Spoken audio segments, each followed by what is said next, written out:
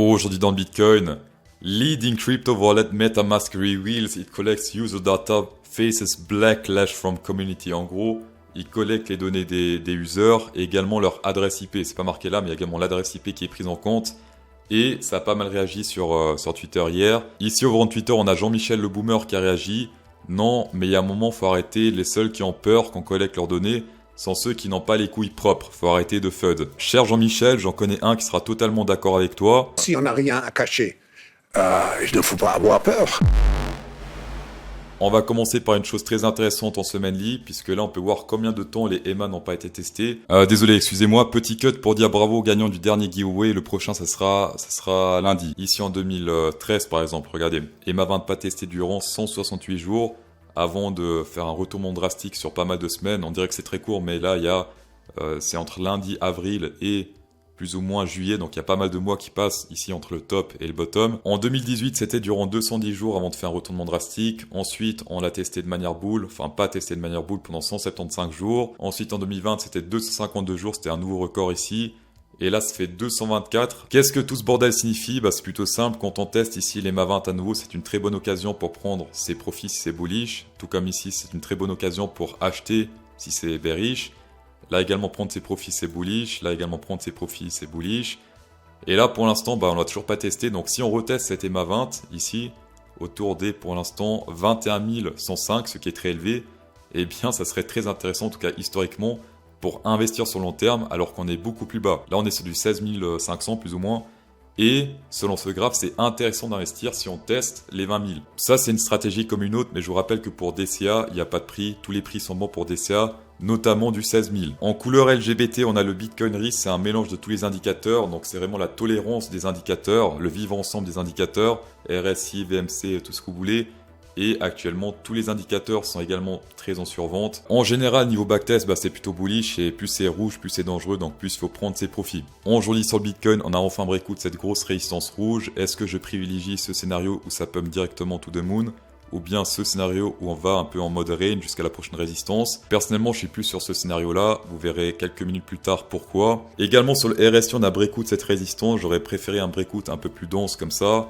Mais bon, on fait avec ce qu'on a. Pour l'instant, c'est un support puisqu'on est au-dessus de cette résistance. Mais c'est vrai qu'un breakout un peu plus haut aurait été favorable pour confirmer ce breakout. En plus, niveau Space Algo, on est sur un Shark Bull potentiel. Ça serait bien qu'on clôture au-dessus des 16 670 pour confirmer ce Shark Bull. Ici, c'était un Shark Bull également. Première target 0,58. Est-ce qu'on l'a atteint? En effet, regardez comme c'est précis 0,58 avant de se retourner. Et donc là, si on le confirme également, première target, ce serait, hop, ça prend le top. Et le bottom ici, ça serait autour des, on dit direct, 19 179 $. En plus, petite mise à jour sur Space Algo, même grosse mise à jour sur Space Algo, c'était il y a quelques jours. On peut maintenant faire les targets en Fibonacci. D'accord? Target, pivot. Moi, je mets Fibonacci parce que c'est plus intéressant. 0,32, 0,58 et 1,272. Pourquoi, selon moi, ça va range durant quelques jours? Et bien là, sur les données on-chain, on peut voir que au niveau des dérivés, il y a eu pas mal de inflow et d'outflow. Par exemple, ici, là également, là également. Et à chaque fois qu'il y a ça, il y a des pics. Vous voyez ici un joli pic, là également, là également, là également. Et quand on a des pics ici sur l'inflow dérivé, qu'est-ce qui se passe?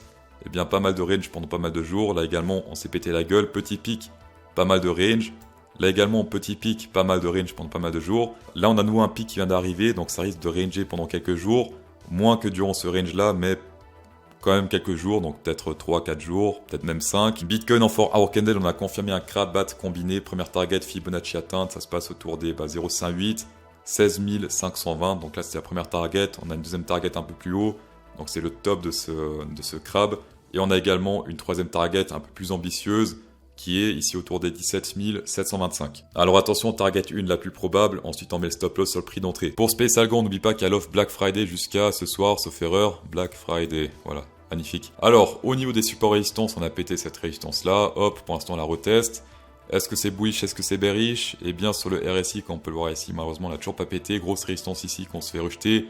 Une fois, deux fois, 3 fois, 4 fois, 5 fois, enfin plein de fois ici. Alors que là, on se fait rejeter 2, 3 fois, donc beaucoup plus fort sur le RSI. Une fois plus, on se fait rejeter sur le RSI et ça ne réagit pas sur l'action price. Il n'y a pas grand chose ici sur l'action price. Alors que sur le RSI, grosse résistance combinée avec une divergence bear, puisque là ça monte sur le RSI, alors que là ça descend sur l'action price, même si on tire autrement, hop, de là à là ça descend. Les pessimistes diront que c'est tout droit, mais ça reste une divergence, puisque si là c'est tout droit et là que ça monte, ça reste une divergence. Niveau on-chain, on peut voir que les whales sont très avides encore de Bitcoin. Ça dump un peu, mais eux continuent d'acheter. Je rappelle que les whales, c'est les marrons, c'est 1 million à 10 millions. Et tous les plus petits ici, ça descend. Donc ils donnent leur Bitcoin aux whales qui, eux, achètent à fond ici.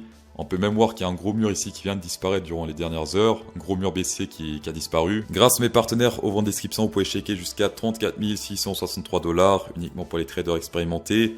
30 000 sur Bybit, donc 30 $ très facile, 4 000 et quelques sur Bitkey et 500 sur Binance. Et également pour Space Algo, on est sur du Black Friday à moins 30% sur Space Algo. Si vous loupez, c'est pas si grave que ça parce que vous aurez toujours 10% grâce au code promo CryptoSauce10.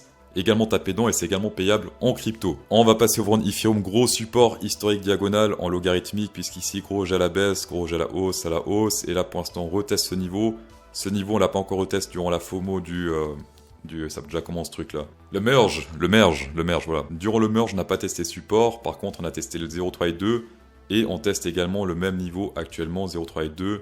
Et si on pète ce niveau 0.382 ainsi que le support diagonal, hop, retour, regardez ça, 656 $ overrun Ethereum. Donc pour les World Economic Forum maximalistes, ça se passe maintenant. Et pour les autres, bah, on laisse tomber. Ethereum en journée, on s'approche de la zone danger. Déjà, il y a les MA 20, très dangereux. Et en plus, on a beaucoup de volume dans cette zone grise, historiquement.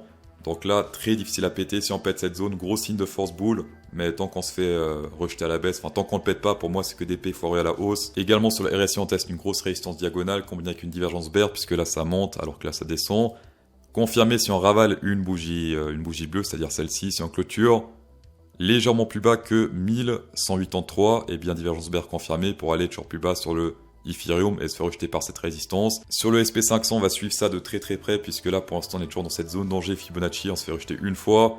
Est-ce qu'on va se faire rejeter une deuxième fois? Ça je peux pas le dire, le plus important c'est de péter cette résistance là, donc le 0,666, ainsi que cette résistance diagonale, et si on pète ça, tout de moon au niveau des actions, Tesla, tout ça. Mais pour l'instant la tendance reste baissière, puisqu'on est sur des plus bas creux, plus bas sommets. Ce qui est fort dommage sur le SP500. Dans tous les cas, Masdor, checker cette vidéo, c'est toujours un plaisir. Insérez un pouce bleu dans cette vidéo pour incrémenter encore plus le plaisir. Space Algo, rabais Black Friday, voilà. Et bon week-end.